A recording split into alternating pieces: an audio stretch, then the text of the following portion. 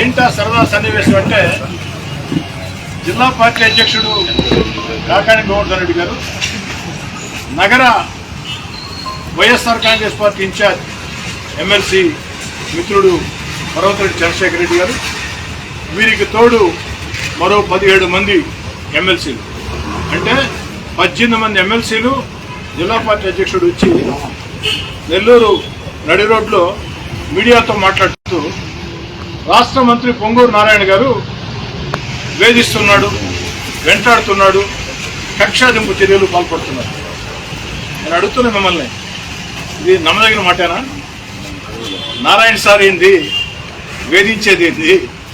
Narayana sir నిఘంటువులో ఆ వేధింపులు వెంటాటాలు అర్థమే తెలియని వ్యక్తి. నిజంగా నారాయణ సారు వేధించేవాడైతే, నారాయణ సారు వెంటాడేవాడైతే ఈ 2 సంవత్సరాలు ఎంత దారుణంగా మాట్లాడుతున్నాడు మీరు. ఈరోజు నారాయణ సార్ పట్టించుకున్నాడా? నారాయణ సారు వేధింపులు, వెంటాడటం, కక్షాదింపులు ఇవి వారికి తెలియదు. వారికి తెలిసింది అభివృద్ధి చేసి, ప్రజలకు సేవా కార్యక్రమాలు చేసి, 10 మందికి మేళ్లు చేసి, తన చేతల ద్వారా ప్రత్యర్థి పార్టీలకి సమాధానం చెప్పడం తప్ప మరొకటి నారాయణ సార్కి తెలియదు. ఒక్క నారాయణ సారే కాదు, రాష్ట్ర ముఖ్యమంత్రి చంద్రబాబు నాయుడు గారైనా, ఉప ముఖ్యమంత్రి పవన్ కళ్యాణ్ గారైనా, నారా లోకేష్ గారైనా, ఈ యొక్క ఎన్డీఏ ప్రభుత్వం ఏదైతే ఉందో తెలుగుదేశం పార్టీ కూటమి ప్రభుత్వం ఎట్టి పరిస్థితుల్లో కూడా వేధింపులకు పాల్పడు. కానీ మా ఇష్టరాజ్యంగా ప్రవర్తిస్తాం, మేము ఇష్టం వచ్చినట్టు చేస్తాం, గతంలో అనేక అక్రమాలు మేము చేసాం, వాటి జోలికి రాకూడదు అనుకుంటే ఎలా సాధ్యం? చట్టం పని చట్టం చేసుకోబోతుంది. అలా కాకుండా మీ ఇష్టారీతిగా, మరీ ముఖ్యంగా ప్రధానంగా నెల్లూరు విషయం మాట్లాడుకుందాం. ఇది ఈ నెల్లూరు సరదా సన్నివేశం. నెల్లూరు జిల్లా ప్రజలకి ఏదైతే వైఎస్ఆర్ కాంగ్రెస్ పార్టీ జిల్లా అధ్యక్షుడు, నగర వైసీపీ ఇన్ఛార్జి, మరో 17 మంది ఎమ్మెల్సీలు, మొత్తం 18 మంది వైఎస్ఆర్ కాంగ్రెస్ పార్టీ ఎమ్మెల్సీలు, జిల్లా పార్టీ అధ్యక్షుడు నెల్లూరు జిల్లా ప్రజలకి అందించినటువంటి ఒక కామెడీ దృశ్యం అంతమించి మరొకటి. నాకు నిజంగా ఆశ్చర్యం వేసింది. నారాయణ సార్ ఏంది వేధించేదేంది? ఎవరో ఈ విధంగా మాట్లాడరే. నారాయణ సార్ని వెంటాడేదేంది? వాస్తవానికి జరిగిందేమిటి? రాష్ట్రంలో అనేక విద్యా సంస్థలు ఉంటాయి. ఆ విద్యా సంస్థల్లో అధికారులు తనిఖీలు చేస్తూ ఉంటారు. మరీ ముఖ్యంగా విద్యా సంస్థలను ప్రారంభించేటప్పుడు కొన్ని రొటీన్ తనిఖీలై, అది ఎప్పుడూ జరిగేదే. మరి నెల్లూరులో మిత్రుడు పర్వతరెడ్డి చంద్రశేఖర్ రెడ్డి గారి మీద సంస్థల మీద రొటీన్ తనిఖీలు చేశారు. దానిలో ఏదైనా తప్పులుంటే సరి చేసుకోవచ్చు.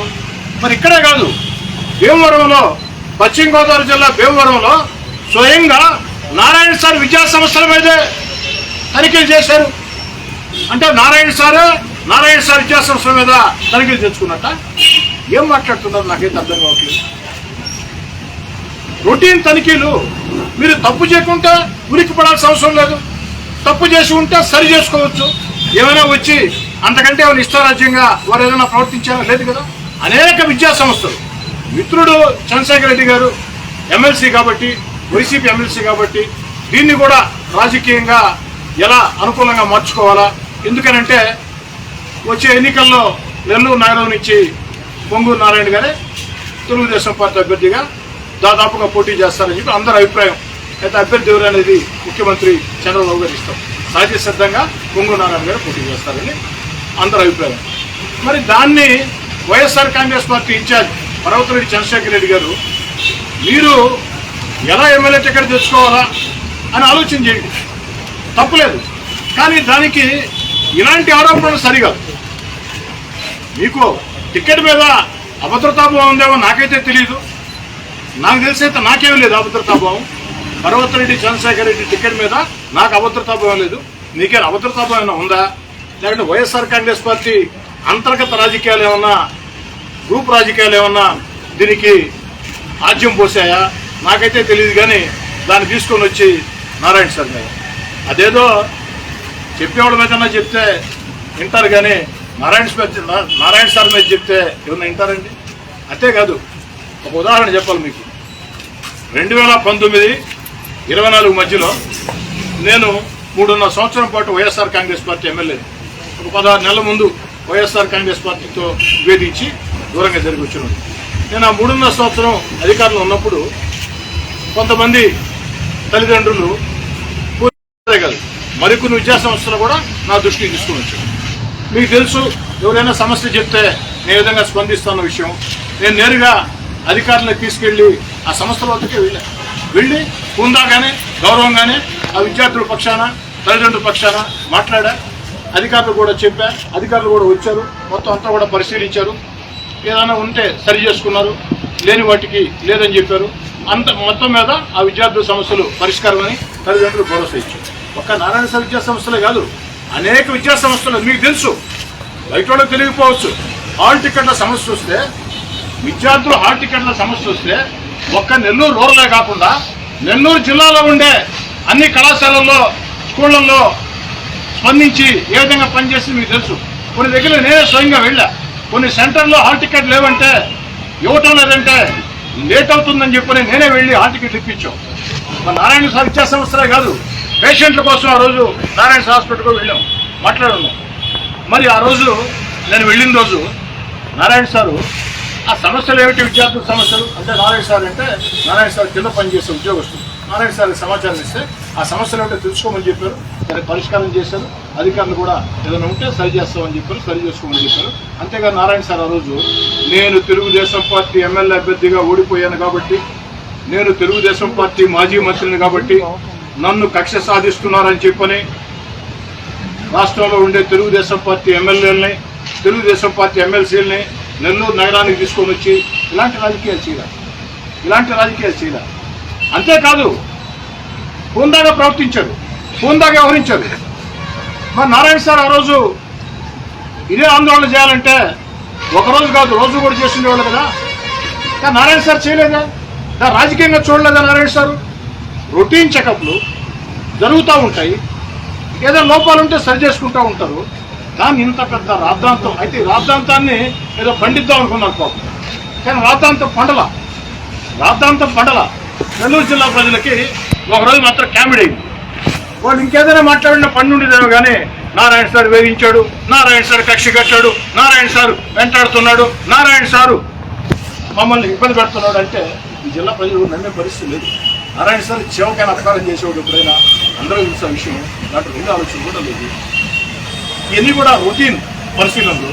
అంతెందుకండి, నేను మాట్లాడకుండా వైఎస్ఆర్ కాంగ్రెస్ పార్టీ నాయకులు గతంలో వైఎస్ఆర్ కాంగ్రెస్ అధికారంలో ఉన్నప్పుడు ఒక్క నెల్లూరే కాదు, రాష్ట్రం అంతా కూడా నారాయణ సార్ గారిని ఎన్ని రకాల ఇబ్బందులు పెట్టారు, జైలుకి పంపించాలని చూశారు. ఆరోగ్యం బాగలేకున్నా వైద్యుల్లో వాహనాల రీతిలో ఎంత దుర్మార్గంగా మీరు ప్రవర్తించారు, మర్చిపోయారా? ప్రవర్తించలేదా? అక్కడికి న్యాయస్థానాలు జోక్యం చేసుకోబట్టి ఆ రోజు నారాయణ సార్కి ఏం జరగలేదు. కానీ నారాయణ సార్ కానీ న్యాయస్థానాలు జోక్యం చేసుకోకుండా ఉంటే ఏ పరిస్థితి ఉంది? ఒక వ్యక్తిని, ఒక మాజీ మంత్రిని, ఒక నారాయణ విద్యా సంస్థలనే ఒక ప్రపంచ ప్రఖ్యాతి గంచిన విద్యా సంస్థల అధినేతని పోలీసు వాహనాలు తీసుకొస్తుంటే ఒకే వాహనంలో తీసుకురావచ్చు, లేకపోతే సమయం ఇవ్వచ్చు, పార్టీ 1A నోటీస్ ఇవ్వచ్చు, విచారణకు హాజరుగామని చెప్పొచ్చు. అలా ఏం కాకుండా వాహనాలు తీసుకొని వచ్చి ఒక 100 కిలోమీటర్లు ఒక వాహనం బాగా రాత్రి వేళ ఆగిపోయి ఉంటుంది వాహనం, 10 నిమిషాలు వాహనాలు పెడతారు, మళ్ళీ వేరే వాహనంలో మారుస్తారు. ఈ లోపల పోలీసులు పక్క పోయేది మాట్లాడుకుంటాం అంటే మానసికంగా దెబ్బతీయాలా, మానసికంగా భయభ్రాంతులకు గురి చేయాలని చెప్పని నారాయణ సార్ లాంటి వ్యక్తి మీద ఇష్టారాజ్యంగా ప్రవర్తించిన మీరు ఈరోజు మమ్మల్ని వేధిస్తున్నారంటే అది ప్రజల్లో అవుడు పోలగాడతో మరొకటి. నేను కోరుకునేది ఒకటే, రాజకీయాల్లో అధికార పక్షం ప్రతిపక్షం రెండు ఉండాలి, హోందాయుతంగా ఆరోగ్యవంతంగా రాజకీయాలు చేయాలి. అయితే ఈ ఆంధ్ర రాష్ట్ర ప్రజలు ప్రతిపక్ష హోదా కూడా వైఎస్ఆర్ కాంగ్రెస్ పార్టీకి ఇవ్వాలి. ప్రతిపక్ష హోదా ఇవ్వకుండా ప్రత్యర్థి పార్టీ మీరు, ప్రత్యర్థి పార్టీ 11 స్థానాలు గెలిచిన ప్రత్యర్థి పార్టీ మీరు. మరి 11 స్థానాలు ఉండే ప్రత్యర్థి పార్టీగా మీరు నిరంతరం ప్రజల మనసులు గెలుచుకునే విధంగా ఏదైనా మా ప్రభుత్వాలు తప్పు చేస్తే, ప్రభుత్వాలు విధానాలు సరిలేకుంటే, ఎమ్మెల్యేలుగా మా పనితీరు సరిలేకుంటే మీరు సూచనలు చేయండి, ప్రశ్నించండి, ఆ హక్కు మీకుంది. మేము సమాధానం చెప్తాం, తప్పు అయితే తప్పు ఒప్పుకుంటాం, దాంట్లో అనుమానపడాల్సిన అవసరం లేదు. ఇటీవల కాలంలో కొంతమంది నెల్లూరు రూరల్లో వైఎస్ఆర్ కాంగ్రెస్ పార్టీ నాయకులే నన్ను ప్రశ్నిస్తే నేనేం వేధించలేదే, నేనేం వెంటాడలేదే, నేను తిరిగి విమర్శలు చేయలేదే, విమర్శలు కూడా చేయలే. వాళ్ళు చెప్పిన ఆ విమర్శలకి వివరణ ఇచ్చి ఇంకా ఏదైనా ఉన్నా కూడా ఆ దృష్టి తెలియజేయండి, నన్ను ప్రశ్నించవచ్చు అని చెప్పారు. ఇప్పుడు దయచేసి వైఎస్ఆర్ కాంగ్రెస్ పార్టీ నాయకులారా, జిల్లా అధ్యక్షుడు కాకాని గోవర్ధన్ రెడ్డి గారు, నెల్లూరు నగర ఇన్ఛార్జ్ ఎమ్మెల్సీ పర్వతరెడ్డి చంద్రశేఖర్ రెడ్డి గారు, వారితో వచ్చినట్టు ఎమ్మెల్సీలు అందరికి కూడా మరోసారి ఇలాంటి చర్యలకు పాల్పడకుండా కాస్త హోందా వ్యవహరించాలని చెప్పని విమర్శించే ముందు నారాయణ సార్ మీద మీరు విమర్శలు వేస్తే ఆకాశం మీద విమర్శలు వేసినట్టని తెలియదు. Okay sir.